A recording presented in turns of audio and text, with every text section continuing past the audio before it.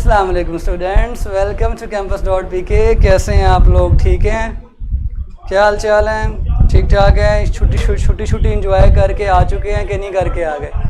इतवार था, मेरा ख्याल है इतवार को सब लोगों ने इंजॉय वगैरह किया होगा। ठीक है, सो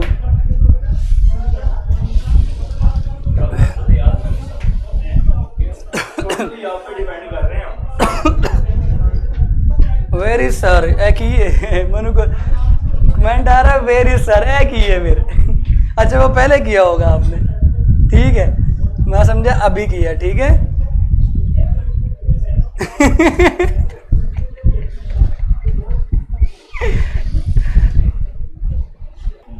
सर खाक छुट्टी क्यों? खाक छुट्टी कैसे है भाई? छुट्टी तो छुट्टी होती है, छुट्टी खाक थोड़ी होती है। सर इज हाफिजाबाद, नहीं काके लाहौर में हम लोग। चलें, लास्ट टाइम क्या पढ़ रहे थे ज़रा मुझे हल्का सा बताएं ताकि हम उसके आगे कंटिन्यू कर सकें। हाँ जी बच्चों, what were we studying on Saturday?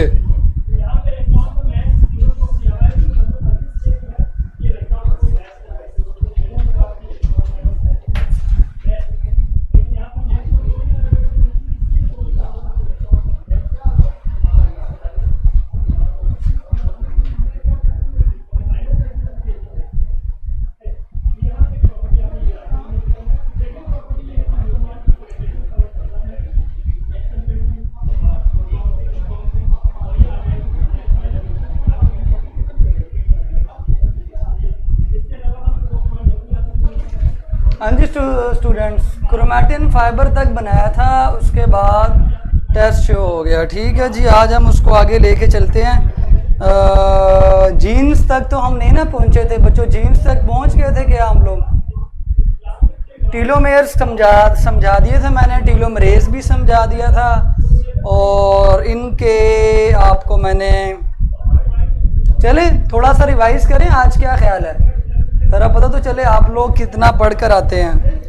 तो बच्चों पहला मेरा क्वेश्चन है, what is the difference between primary constriction and secondary constriction? हाँ जी, कौन बताएगा? What is the difference between primary constriction and secondary constriction?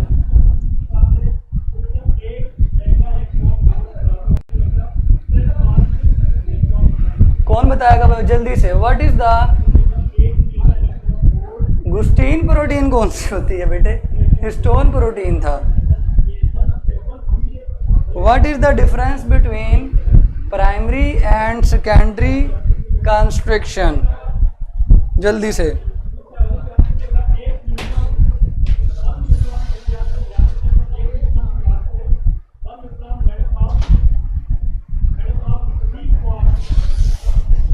हाँ जी बच्चों जल्दी से।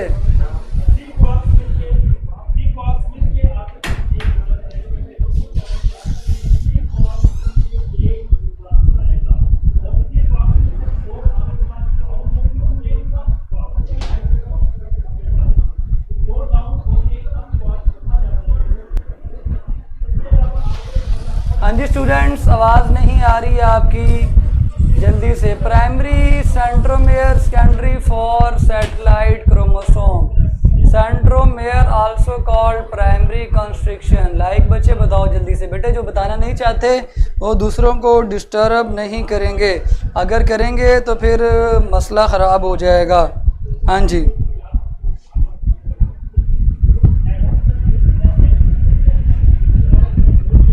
Centromere.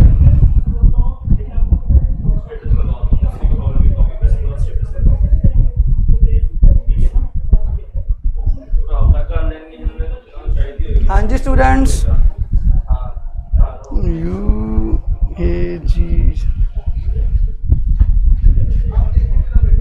Identification marker, primary constriction, join sister chromatid, ठीक है। Primary constriction attach spindle fibre, ठीक है। और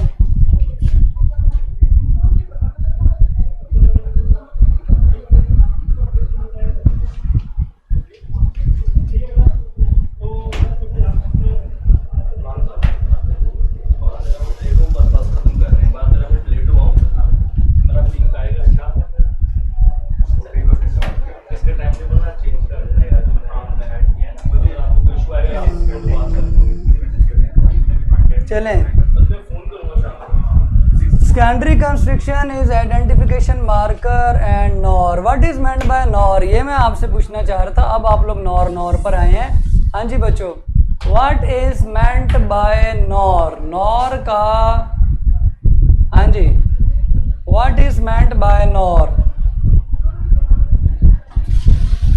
नॉर बताएं बच्चों जल्दी से, नॉर क्या होता है। आवाज बिल्कुल आप लोगों की कम है, जल्दी से बताएं। Secondary also contain nor, but nor क्या होता है, ताकि थोड़ा सा रिवाइज हो जाए आप लोगों का।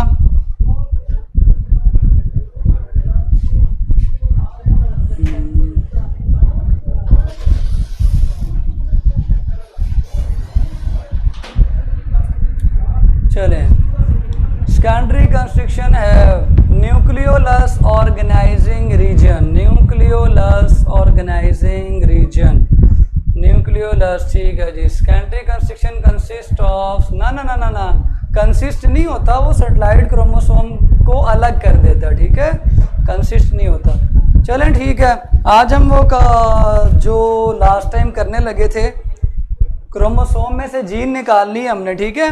आज हम क्रोमोसोम से स्टार्ट करेंगे और जीन के लेवल तक जाएंगे, इंशाल्लाह अफाका होगा।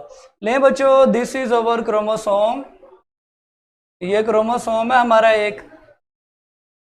इस क्रोमोसोम के इतने से हिस्से को अगर हम बड़ा करके देखें, इतने से हिस्से को मैंने कहा था बड़ा करके अगर हम देखें तो क्या होगा, वही होगा जो बच्चों मंजूर खुदा होगा, ठीक है।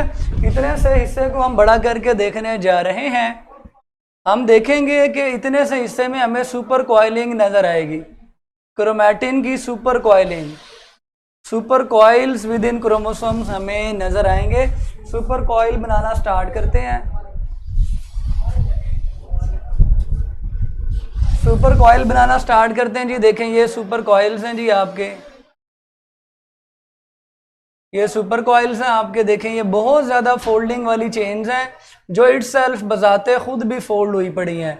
So this is the super coil, ये सुपर कॉइल है आपका। तो इसको हेडिंग दे देते हैं super coil with in the chromosome. ये हमें मिला है इसको खोलने से। हम जब इसके हिस्से को मज़ीद खोलना चाहेंगे, इस हिस्से को अगर हम मज़ीद खोलते हैं, इतने हिस्से को अगर हम मज़ीद खोलते हैं मेरे बच्चों, तो पता क्या होगा, तो हमें क्रोमैटिन के काफ़ी ज़्यादा फाइबर्स नज़र आएंगे। क्रोमैटिन के काफ़ी ज़्यादा फाइबर जो है ना वो नज़र आएंगे। These are the chromatin fibres, ठीक है जी। ये क्रोमैटिन फाइबर्स हैं और ये एक नहीं बल्कि काफ़ी ज़्यादा फाइबर्स हैं। Coiling with in super coil, coiling with in super coil, ये सारा क्रोमैटिन मटेरियल है जो हमें नज़र आना शुरू हो गया है, जिसके अंदर काफ़ी ज़्यादा फाइबर है। एक धागे नहीं बल्कि बहुत लंबा धागा जो है ना वो आपको नज़र आएगा। इस लंबे धागे को अगर हम खोलें, इसके छोटे से हिस्से को खोलें, बहुत लंबा धागा है। धागा ये एक ही होगा अगर क्रोमोसोम एक है, लेकिन इसके इतने से हिस्से को अगर हम खोल के चेक करें तो हमें फिर से मज़ीद क्या नज़र आएगा, बड़ी प्यारी और ख़ूबसूरत चीज़ नज़र आएगी। हमें एक बड़ा क्रोमैटिन का फाइबर मिलेगा। एक फाइबर हमें यानी फाइबर को अगर हम बड़ा करके देखेंगे तो हमें इस तरह फाइबर जो है वो नज़र आएगा। ये फाइबर है क्रोमैटिन का, ठीक है जी, ये क्रोमैटिन का फाइबर है। इस एक फाइबर को मज़ीद जब हम खोलेंगे, ये क्रोमैटिन का फाइबर है। This is only one fibre, one भी नहीं बल्कि फाइबर का एक छोटा सा टुकड़ा है। यानी हमें पता ये चला कि इस फाइबर के अंदर मज़ीद कॉइलिंग हुई हुई है, मज़ीद कॉइलिंग हुई हुई है। ये है हमारा क्रोमैटिन फाइबर। इस फाइबर को जब हम मज़ीद खोल के चेक करते हैं, इसके हम कौन से हिस्से को खोलें, इधर से इस वाले हिस्से को अगर हम खोल के चेक करें, ठीक है, तो हमें इस तरह से नज़र आएगा। ये चेक करें, इस तरह से हमें ये नज़र आएगा। देखें यही स्ट्रक्चर ऐसे उल्टा सी मैंने यहाँ पे बनाया है। ये इस तरह से हमें बड़ा होके नज़र आएगा। जब ये हमें बड़ा होके नज़र आएगा तो हमें पता चलेगा कि इस पे एक धागा है, इसके अंदर एक धागा है और धागे के अंदर कुछ पड़ा हुआ है। तो पता चलेगा धागे के अंदर प्रोटीन्स पड़ी हुई हैं, प्रोटीन्स पड़ी हुई हैं धागे के अंदर, ठीक है। ये प्रोटीन और धागा डीएनए है इन दोनों को मिला के हम न्यूक्लियोसोम कहेंगे। ठीक है जी, इनको मिला के न्यूक्लियोसोम कहेंगे। So nucleosome is what we call the combination of DNA and protein. So मैंने ये आपको बताया था कि न्यूक्लियोसोम के अंदर नेगेटिवली चार्ज डीएनए होता है, और नेगेटिव चार्ज की वजह आपसे भी मैं पूछता हूँ, और पॉजिटिव चार्ज हिस्टोन प्रोटीन है, हिस्टोन प्रोटीन है, नेगेटिव चार्ज हिस्टोन। अब ये पॉजिटिव क्यों है? आम तौर पर जो प्रोटीन्स होती हैं वो पॉजिटिव नहीं होती, नेगेटिव होती है, लेकिन यहाँ पे हिस्टोन्स जो है ना वो पॉजिटिव है, क्योंकि इसके अंदर बेसिक अमाइनो एसिड मौजूद हैं जिनके नाम आपकी बुक में आर्जिनिन और लाइसिन है। ये दोनों बेसिक अमाइनो एसिड्स हैं जो कि पॉजिटिव रखते हैं। सो इनके अमाइनो एसिड ज़्यादा होने की वजह से पूरी प्रोटीन पर पॉजिटिव चार्ज आ जाता है। So these two amino acids are responsible, ये दो चीज़ें रिस्पॉन्सिबल हैं। लेकिन यहाँ से आगे नहीं हम उस दिन जा सके थे। यहाँ से आगे हम कैसे जाएंगे? यहाँ से आगे जाने के लिए आपको बच्चों बहुत ही अच्छा समझना पड़ेगा, बहुत ही प्यारा एक स्ट्रक्चर समझना पड़ेगा। बल्कि यहाँ से आगे जाने से पहले आपको बता दूँ कि न्यूक्लियोसोम बनाने के लिए एमसीक्यू आप याद रखें, ठीक है? बल्कि मैं पॉइंट्स ही लिख देता हूँ आपके कि न्यूक्लियोसोम से रिलेटेड पॉइंट्स जो हैं वो कितने हैं। ठीक है, हर टर्न जो है ना न्यूक्लियोसोम का हर टर्न 200 न्यूक्लियोटाइड्स के बाद 200 न्यूक्लियोटाइड्स के बाद रिपीट होता है। ये जो रैप कर रहे हैं ना, ये जो रैपर है, जो डीएनए का रैपर है, वो हर 200 न्यूक्लियोटाइड्स के बाद रैपिंग करता है प्रोटीन के ऊपर। ठीक है, nucleosome present after every 200 nucleotides, और हर न्यूक्लियोसोम के अंदर 8 हिस्टोन प्रोटीन्स हैं, 8 हिस्टोन प्रोटीन्स। 8 हिस्टोन प्रोटीन्स जब हम समझेंगे तो हमें डीएनए भी जो है वो समझ आ जाएगा। ये डीएनए था, अब मैं आपको समझा 8 हिस्टोन कैसे हैं। 1 2 3 4 4 हैं, 4 इसके पीछे हैं, 4 प्रोटीन इसके पीछे हैं। अब वो पीछे वाली कैसे बनाएं? ठीक है, 4 इसके पीछे हैं, 4 आगे हैं। So these are 8 histone proteins, these are the group of 8 histone proteins. और ये जो आपको नजर आ रहा है ये डीएनए का फाइबर है, ये डीएनए का आपको फाइबर है। तो आपको इस तरह पता होना चाहिए। अब इनकी अट्रैक्शन चार्जेस की वजह से है, ये न्यूक्लियोसोम अट्रैक्ट कैसे हो रहे हैं एक दूसरे के साथ, due to positive and negative charge. लेकिन मसला पता कब आता है? मसला उस वक्त आता है और हम हैरान उस वक्त होते हैं जब ये जो डीएनए का फाइबर है, ये वाला डीएनए का फाइबर, इसको जब हम बड़ा करके देखते हैं इतने पोर्शन को, तो हमें ये नजर आता है कि ये एक नहीं बल्कि 2 धागे हैं। ये एक नहीं बल्कि ये 2 धागे हैं। हमें लग रहा था कि ये एक धागा है, लेकिन जब हमने इसको मजीद खोल के देखा तो हमें पता चला कि ये एक नहीं बल्कि 2 धागे हैं। यानी ये वाला पोर्शन, इसको मैंने ऐसे बड़ा करके आपको दिखाया है। ठीक है, एक नहीं बल्कि ये 2 धागे हैं। सो डीएनए का जो धागा है वो डबल स्ट्रैंडेड है, वो डबल स्ट्रैंडेड है। और इस अगर डीएनए के धागे को हम यहाँ से सारा खोल कर इस डीएनए को अगर हम खोल दें, अनकॉइल कर दें, तो इसकी जो लेंथ बनेगी वो 5 सेंटीमीटर होगी।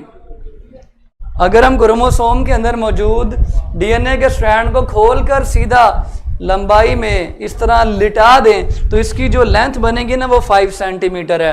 अब क्वेश्चन ये पैदा होता है कि ये एक क्रोमोसोम का धागा 5 सेंटीमीटर लंबा है, और अगर डुप्लीकेटेड क्रोमोसोम है तो उसमें 2 धागे हैं, एक ये है और एक ये है, दोनों एक दूसरे के रेप्लिका हैं। सो इस जैसे 46 क्रोमोसोम जिनकी लंबाई 5 सेंटीमीटर है, चले अनरेप्लिकेटेड भी समझ लें, वो एक छोटे से न्यूक्लियस के अंदर कैसे पूरे आ गए। इस न्यूक्लियस की हमने पढ़ी थी, इसका साइज पड़ा था 6 माइक्रोमीटर ऑलमोस्ट। अगर न्यूक्लियस का साइज 6 माइक्रोमीटर है तो 5 सेंटीमीटर लंबे इतने ज़्यादा धागे न्यूक्लियस में कैसे फिट आ गए? क्वेश्चन ये पैदा होता है। ठीक है, तो इसका जवाब आपकी बुक में लिखा हुआ है कि ये मौजज़ा है, आपकी बुक की लाइन है। अगर मैं आपको उसका वर्ड बताऊं पढ़ के जो आपकी बुक में लिखा हुआ है, आपकी बुक में लिखा है कि ये एक मार्वल है, मार्वल नेचर का मार्वल है।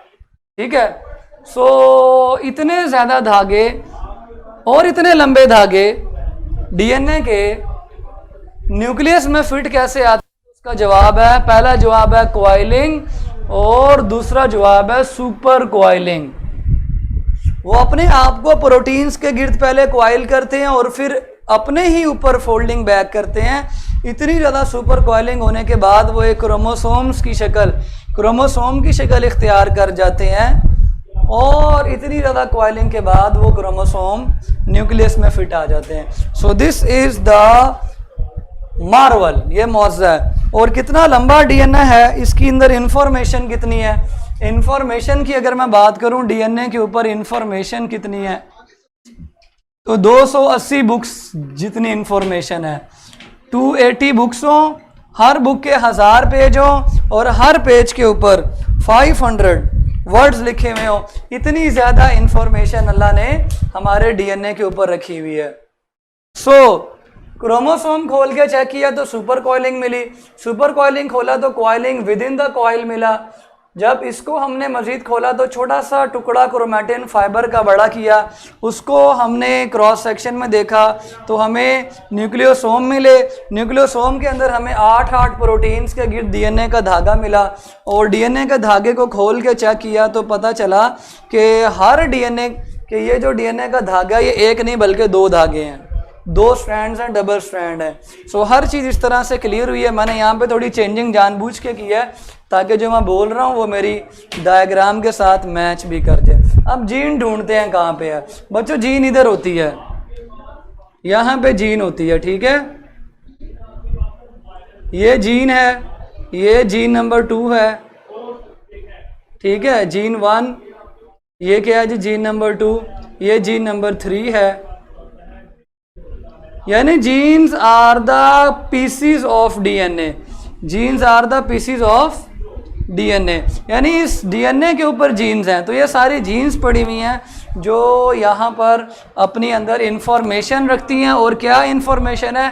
प्रोटीन बनाने की इंफॉर्मेशन है जो कि आरएनए के ज़रिए बनती हैं, कोडॉन्स के ज़रिए। वो इंशाल्लाह हम सेंट्रल डोग्मा में कंप्लीट पढ़ेंगे। सो जीएनए ढूंढ ली हमने, यानी हर पेरेंट से जो उनके बच्चों को डीएनए जा रहा है, इंफॉर्मेशन जा रही है, वो यहाँ से जा रही है, इधर से जा रही है। और इन्होंने अपने आप को मेंटेन प्रोटीन्स के ज़रिए किया हुआ है, जोड़ा हुआ है न्यूक्लियोसोम्स की शक्ल के अंदर।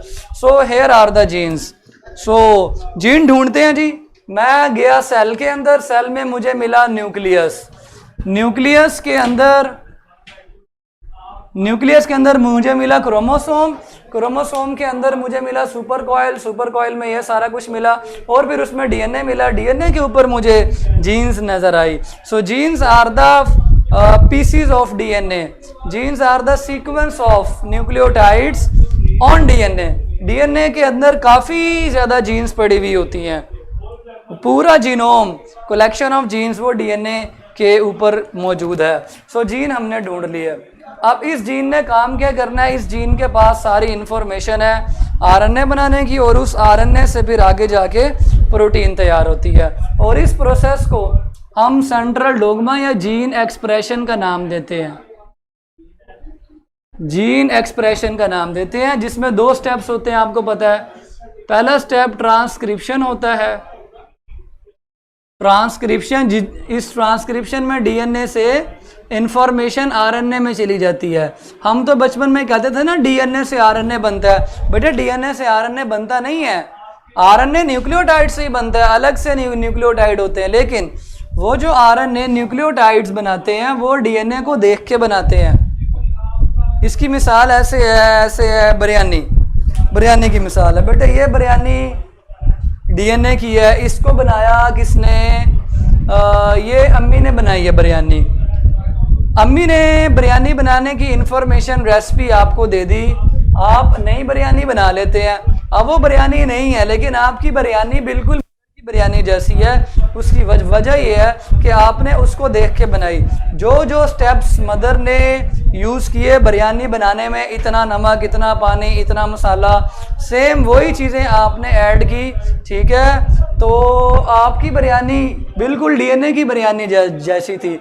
इसीलिए हम कहते हैं कि जो डीएनए आरएनए बनाता है, जो जीन आरएनए बनाती है, आरएनए उसी जीन का ट्रांसक्रिप्ट होती है।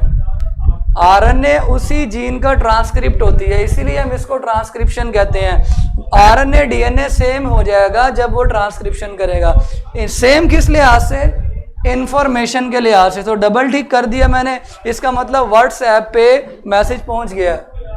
डबल टिक कर दिया ना, इसका मतलब व्हाट्सएप पे मैसेज पहुंच गया।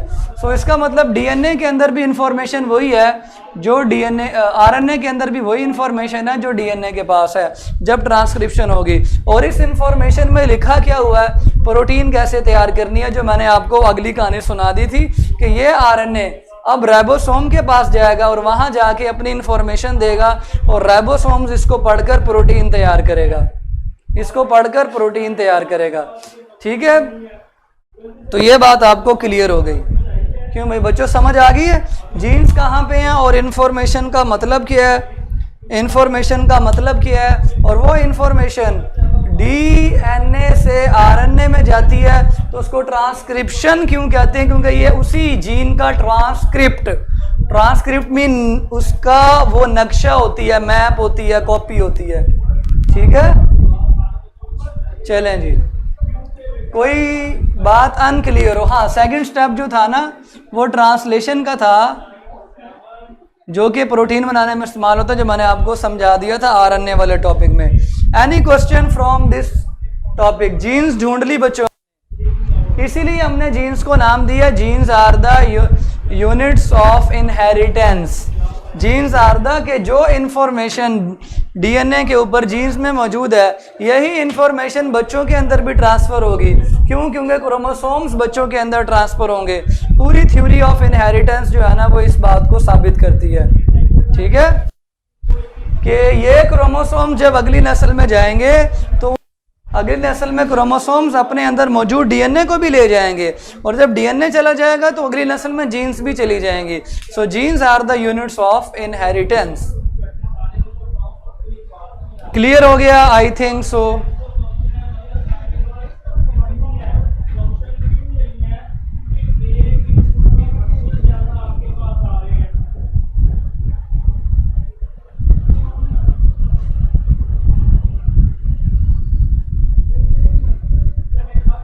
हाँ जी स्टूडेंट्स, चलें, यहाँ तक मेरा ख्याल है बात क्लियर हो गई है। Now I am going to raise the diagram which are very beautiful.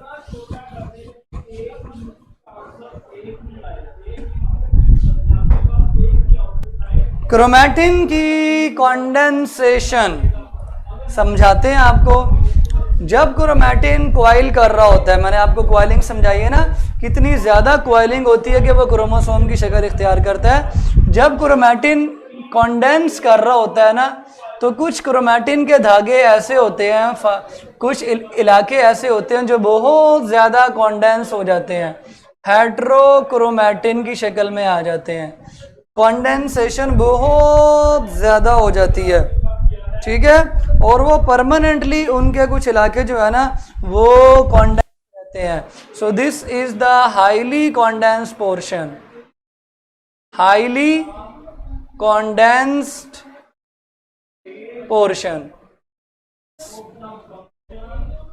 और उसके अलावा कुछ ऐसे हैं जो परमानेंटली कॉन्डेंस रहते हैं, परमानेंटली कॉन्डेंस्ड रहते हैं, ठीक है, कॉन्डेंस रहते हैं, कुछ परमानेंटली कॉन्डेंस रहते हैं। ऐसा जो क्रोमैटिन होता है, जो बहुत क्रोमैटिन ऐसे हो उसकी जीन्स को खुलने का मौका नहीं मिलता। जब खुलने का मौका नहीं मिलता तो वो डीएनए से आरएनए नहीं बना सकती। इसकी मिसाल ऐसी है जैसे बहुत तंग डीएनए है, तंग किस्म का, बहुत तंग क्रोमैटिन है, बहुत तंग क्रोमैटिन है, कुछ इस किस्म का क्रोमैटिन है। ठीक है जी, ये तो मैंने एक छोटी सी एग्जांपल दी आपको। ये मजीद कॉलिंग करेगा, जगह ही नहीं बचेगी। जो इसके ऊपर जीन्स मौजूद हैं, ये वाली जो जीन्स मौजूद है, यहाँ पे जो जीन है, इधर जो जीन है, ये सारी डीएनए पे जो जीन्स हैं, इनको मौका ही नहीं मिलेगा कि ये एक्सप्रेस हो पाए, खुल ही नहीं रही, एक्सपोज नहीं हो रही। सो ऐसे क्रोमैटिन की ट्रांसक्रिप्शन नहीं होती, ट्रांसक्रिप्शन नहीं होती और एक्सप्रेस नहीं होते, ये क्रोमैटिन एक्सप्रेस नहीं होते। ठीक है, नो एक्सप्रेशन, नो एक्सप्रेशन का मतलब है ट्रांसक्रिप्शन नहीं होगी, नो एक्सप्रेशन, नो ट्रांसक्रिप्शन। ऐसा क्रोमैटिन कहाँ पे होता है? ऐसा क्रोमैटिन सेंट्रोमेयर में होता है। ठीक है, ऐसा क्रोमैटिन सैटेलाइट क्रोमोसोम में होता है। और मैंने कल भी कहा था कि सैटेलाइट क्रोमोसोम वाले डीएनए की, क्रोमैटिन की क्या नहीं होती? नहीं होती। सो ऐसा क्रोमैटिन कहाँ कहाँ पाया जाता है? एग्जाम्पल आपको मैंने दी, present in centromere, present in centromere, present in SAT, present in SAT यानी सैटेलाइट क्रोमोसोम। 3.4 नैनोमीटर फिर एक 10 की लेंथ कैसे है अगर 5 सेंटीमीटर एक स्ट्रिंग की है?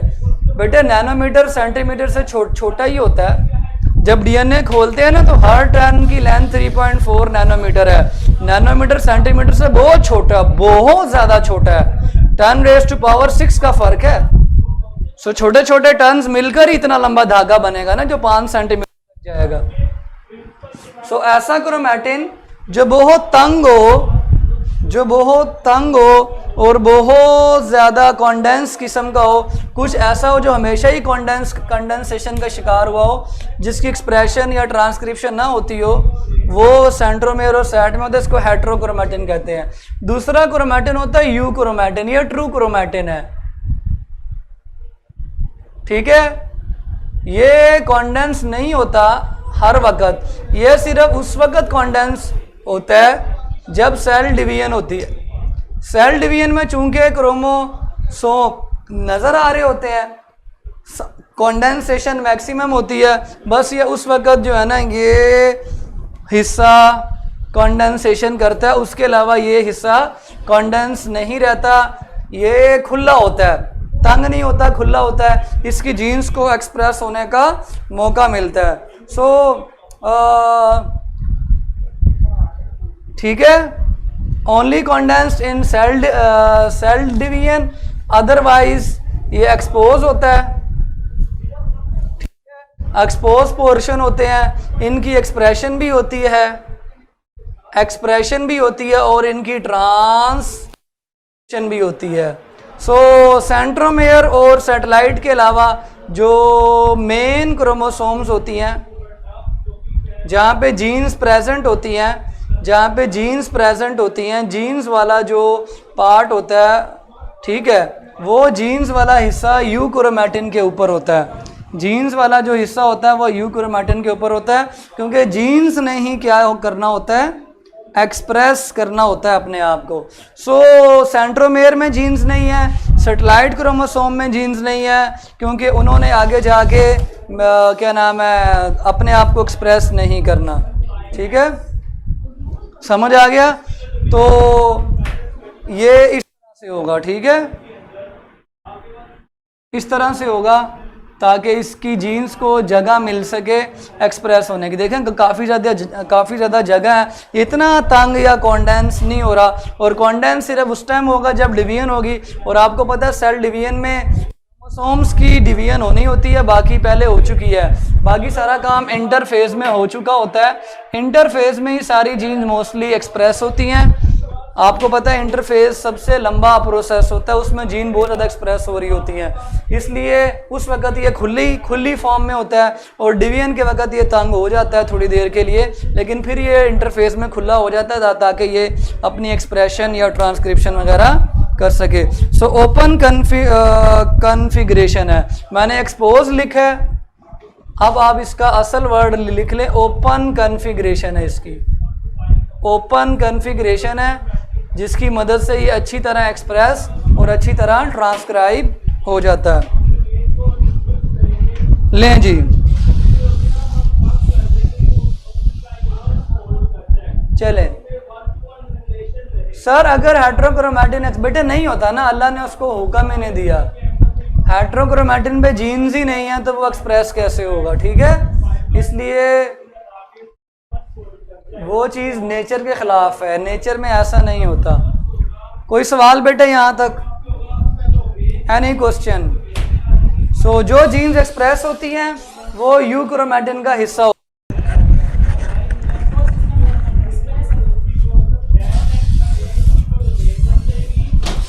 लें जी स्टूडेंट्स, वेलकम बैक। आप लोगों की आवाज़ ठीक कर दी गई है, चार्जिंग ख़त्म हो गई थी माइक की, अब दोबारा से चार्ज शुदा माइक लगा दिया है। चलें, परेशान ना हुआ करें। सो जीन्स को समझते हैं जी। अगर जीन में कोई प्रॉब्लम आएगी तो आरएनए में प्रॉब्लम आ जाएगी, और अगर आरएनए में प्रॉब्लम आएगी तो बच्चों क्या नाम है, प्रोटीन के अंदर भी प्रॉब्लम आ जाएगी।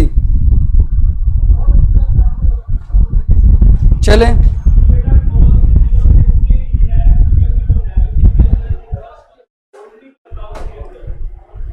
This is the DNA. DNA के अंदर आपको ये जीन है, ठीक है, दिस इज द जीन। और ये जीन किस चीज़ की है?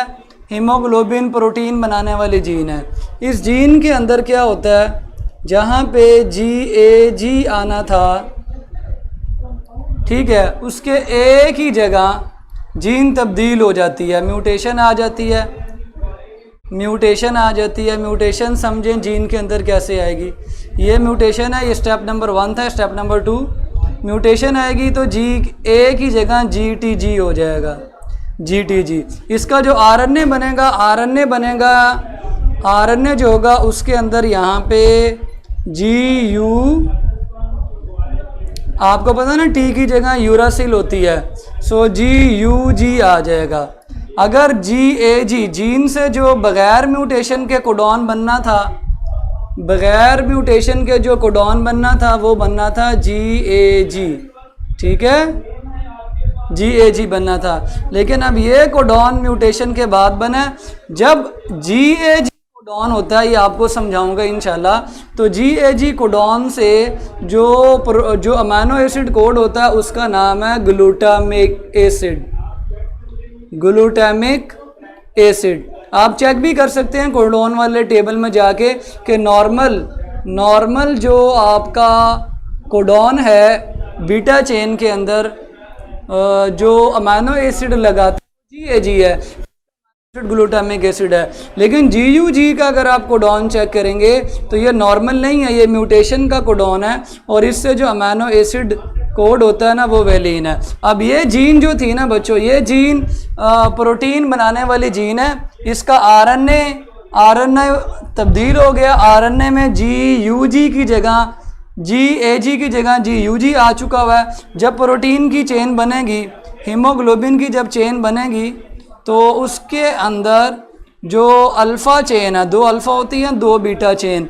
बीटा चेन जो है, बीटा चेन को अगर हम खोल के लिखेंगे तो उसकी पोजीशन नंबर 6 पे, पोजीशन नंबर जो 6 होगी यहाँ पे, उसमें ग्लूटामिक एसिड की जगह वेलिन लग जाएगा। ये ग्लूटामिक एसिड, अब यहाँ पे जगह कम है तो मैं यहाँ पे नहीं लिख रहा। बीटा चेन को हम यहाँ पे थोड़ा सा एक्सप्लेन करते हैं ताकि थोड़ी सी आपको क्लियर हो जाए। हीमोग्लोबिन की बीटा चेन बना रहे हैं, पहले मैं नॉर्मल बीटा चेन बना रहा हूँ। This is the normal beta chain, position 1 2 3 4 5 6 7 8 9 and 10। आपको पता है बीटा चेन में 146 अमाइनो एसिड है। सो पहले थोड़े से अमाइनो एसिड मैंने बना लिया। This is the beta chain, ये नॉर्मल बीटा चेन है, अल्लाह भला करे। ये उस वक़्त बनती है जब नॉर्मल आरएनए का कोडॉन हो जो कि डीएनए यानी जीन से आया है। तो इसके पोजीशन नंबर 6 पे ग्लूटामिक एसिड जो है वो लगा होता है, यानी इस कोडॉन ने इस अमाइनो एसिड को कोड करना है। लेकिन जो सिकल बीटा चेन होती है, सिकल बीटा चेन होती है जिसमें तब्दीली आ चुकी है, उसके अंदर पोजीशन नंबर 6 पे, पोजीशन नंबर 6 के ऊपर ग्लूटामिक एसिड की जगह वैलीन लग जाता है। यानी वैलीन लगने की जो वजह है वो कोडॉन के अंदर तब्दीली है, और कोडॉन में जो तब्दीली है वो किस वजह से आई है? वो म्यूटेशन की वजह से आई है, जो म्यूटेशन जीन्स में हुई थी। जो कहाँ पे हुई थी? जीन्स में। सो ये सारा कुछ देखने के बाद, ये इंग्रम था साइंटिस्ट, सारा कुछ देखने के बाद एर्नम ने जब ये चीज़ें देखी, इंग्रम ने ये चीज़ें देखी कि भाईजान जब जीन्स के अंदर न्यूक्लियोटाइड में कोई तब्दीली आ जाती है तो उसके नतीजे में प्रोटीन के अंदर अमाइनो एसिड बदल जाता है। सो उसने फिर जीन की आपको डेफिनेशन बताई, उसने आपको जीन की डेफिनेशन बताई कि जीन एक ऐसा सीक्वेंस ऑफ न्यूक्लियोटाइड है, डीएनए का सीक्वेंस ऑफ न्यूक्लियोटाइड्स है डीएनए का, जो आपके प्रोटीन के अंदर अमाइनो एसिड के सीक्वेंस को कंट्रोल करता है। Sequence of amino acids in protein.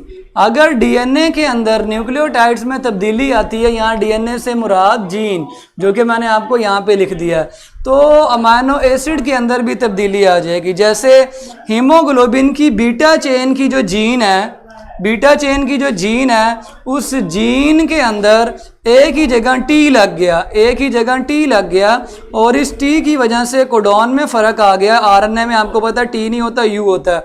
तो जहाँ GAG बनना था वहाँ GUG कोडॉन है, और इस कोडॉन ने वैलीन को कोड करना होता है। आप टेबल में चेक कर सकते हैं। तो इसकी नॉर्मल चेन में ग्लूटामिक एसिड होता है, लेकिन जिस बंदे को सिकल सेल होगा उसकी position number 6 of beta chain में वैलीन आके लग जाएगा, वैलीन आके लग जाएगा। सो इस सारे एक्सपेरिमेंट को करने के बाद वेरन इंग्रम ने कहा कि जनाब न्यूक्लियोटाइड्स का सीक्वेंस ही जीन कहलाता है, जिसने प्रोटीन बनाना है, प्रोटीन बनाने की अपनी इंफॉर्मेशन रखनी है। ठीक है। सो मेरा ख्याल है अब आपको जीन पता चल गई है कि जीन इनहेरिटेंस में रोल क्या प्ले करती है। जीन का काम प्रोटीन बनाने में रोल प्ले करना होता है, जीन का काम प्रोटीन बनाने में रोल प्ले करना है। और हमारे सारे फंक्शंस किसके ऊपर रिलाय करते हैं? प्रोटीन्स के फंक्शंस के ऊपर।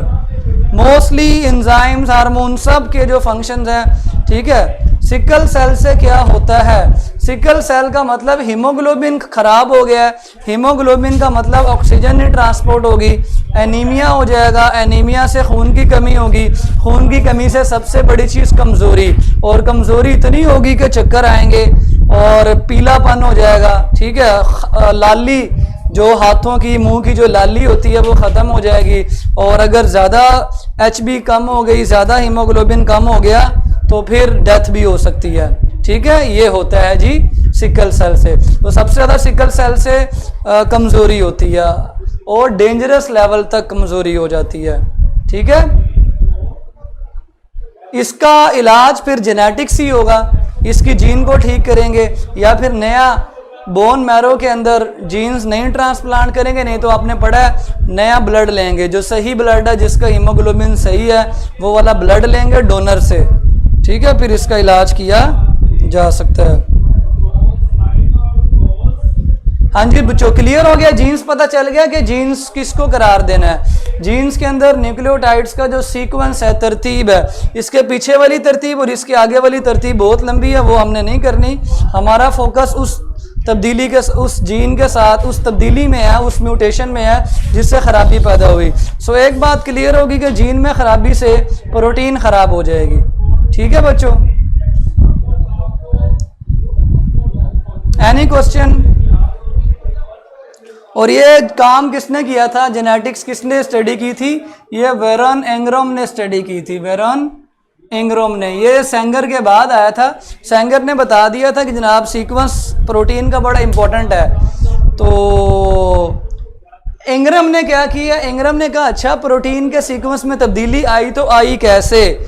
उसने फिर सीक्वेंस ऑफ प्रोटीन में जो तब्दीली आती है उसको डीएनए के न्यूक्लियोटाइड्स के साथ जोड़ दिया। उन्होंने कहा वजह ये है, जो करा रहा है जीन करा रही है, जो करा रहा है डीएनए, कहता है जो करा रहा है अमेरिका करा रहा है, जो करा रहा है अमेरिका करा रहा है, ऐसे ही जो करा रहा है।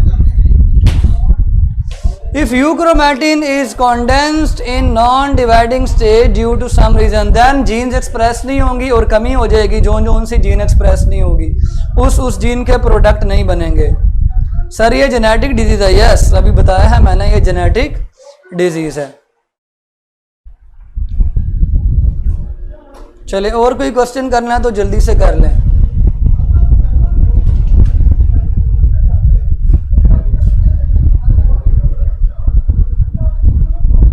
हाँ जी स्टूडेंट्स, एनी क्वेश्चन?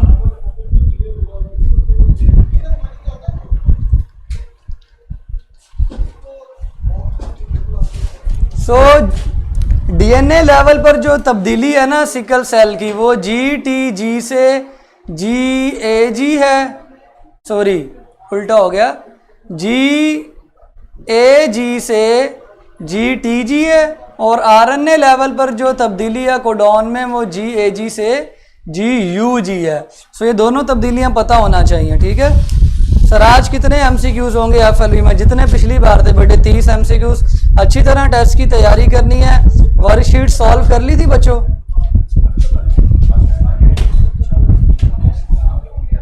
हाँ जी बच्चों, वर्कशीट तैयार कर ली थी। अच्छा, एक कमेंट किया जी CTC। बेटे आपको पता है ना DNA के दो क्या नाम है वो होते हैं, क्या कहते हैं उसको, स्ट्रैंड्स होते हैं। दोनों में अपोजिट है। अगर एक स्ट्रैंड का GAG है तो दूसरे का क्या होगा, CTC होगा, जिसके जरिए ट्रांसक्रिप्शन होगी। वो हम इंशाल्लाह समझ लेंगे, ठीक है। CTC GAG change into CAC GUG। हाँ जी ठीक है, वो इंशाल्लाह आपको मैं समझा दूंगा जब हम लोग ट्रांसक्रिप्शन पढ़ेंगे, किस तरह दो स्ट्रैंड में से हम एक स्ट्रैंड को। सर आज क्लास वाला टेस्ट नहीं होना, आज होना है क्लास वाला टेस्ट। आज कल वाले MCQs मैंने दोबारा ऐड करवाए हैं। कल ना मैं टाइम ज़्यादा ले गया था तो अचानक से MCQ स्टार्ट हुआ था और उसमें ये वाली इंफॉर्मेशंस रह गई थी। सो आज दोबारा से कल वाला MCQ स्टार्ट होंगे। So are you ready for the test? कल वाली है हाँ दोबारा नहीं बेटे, टेस्ट होगा आज, ठीक है। टेस्ट नहीं है? वाई लेट हो गए हैं? चलें बेटे, आज टेस्ट नहीं है, ठीक है। टेस्ट नहीं है आज को, FLP है, वो ठीक कहा उसने। मुझे अभी इंफॉर्मेशन मिली है कि आज FLP, आज टेस्ट नहीं है। एंजॉय करें, ठीक है। क्या याद करेंगे? एंजॉय करें। छुट्टी है जी अब आपकी। अच्छा मुझे एक बात बताएं, अगर आपने चैप्टर नंबर 2 से कोई क्वेश्चन पूछना है तो पूछ ले, नहीं तो आपको छुट्टी देते हैं हम। कोई क्वेश्चन नहीं है? कोई और बात, कोई ऐसी बात पूछना चाहें आप पूछ सकते हैं। मैं बड़ा भाई हूँ, मैं दुआ करता हूँ आप इंशाल्लाह डॉक्टर बनेंगे। तो अपनी जर्नी के हवाले से अपनी कोई भी बात अगर आपने पूछनी हो तो मुझसे पूछ सकते हैं। हाँ जी students, if you have any question, any gupshup, any gossip with your elder brother, so उसका आंसर मैं आपको दूंगा। Answer will be brought to you by Asif अबीर। हाँ जी, कोई क्वेश्चन नहीं है?